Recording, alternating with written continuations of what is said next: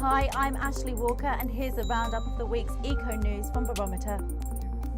Innovative solutions in China to fight the increasing air pollution and smog.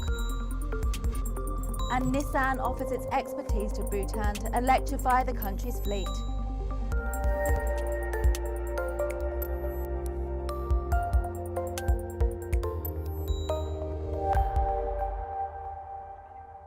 The World Health Organization says that levels of air pollution in China are alarming.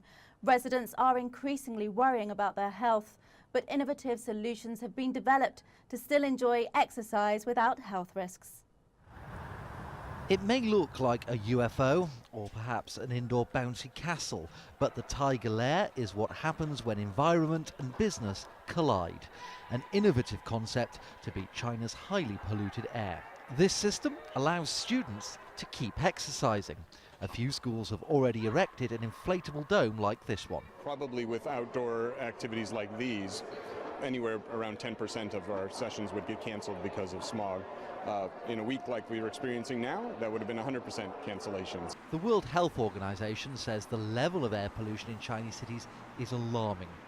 For 6 days in a row, Beijing has suffered a veil of smog, and authorities have raised the pollution alert to the second highest level. Although smog is of course part of life in big cities, people do worry, and outdoor activities can become strenuous, with some people resorting to wearing face masks. I think that this kind of weather is becoming more and more common. For instance, now all these kind of respiratory illnesses, such as coughing. There's just a higher chance of catching a cold. It's the same for children and the elderly, and their coughs are much more serious.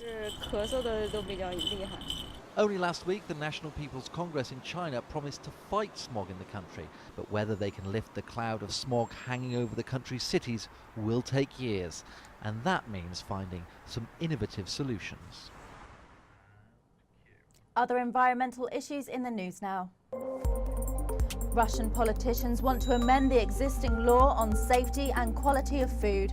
A group of MPs have prepared a bill restricting imports of genetically modified produce and banning its domestic production.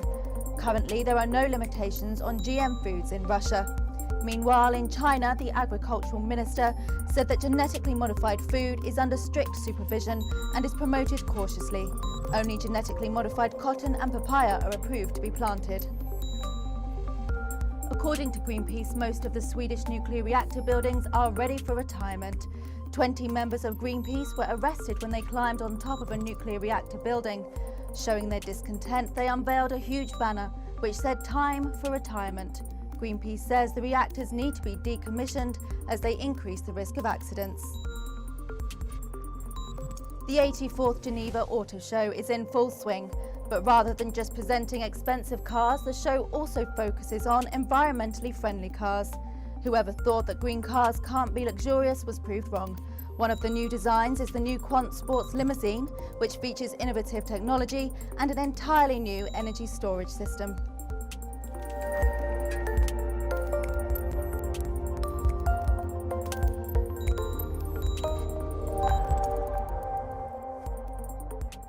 The Southeast Asian country of Bhutan has embarked on an ambitious partnership with the car giant Nissan. The country's government wants city transport to run entirely on clean energy in the future. Bhutan has some of the biggest hydroelectricity reserves in the world. A future greener than ever. That's Bhutan's vision as the country embarks on a partnership with Japanese car maker Nissan. The government is targeting electric vehicles as a key strategy to achieve its goal of becoming a zero-emissions nation. It wants the capital Thimphu to be a clean electric city in which transportation is powered by clean energy. There is a lot of courage, a lot of will, a lot of vision behind the Prime Minister of Bhutan positioning on electric car, and I think I feel good about supporting this obviously within the interest of Nissan, because we have our own interest here. But I think this can create a lot of other examples in the future, and hopefully Bhutan can become a showcase.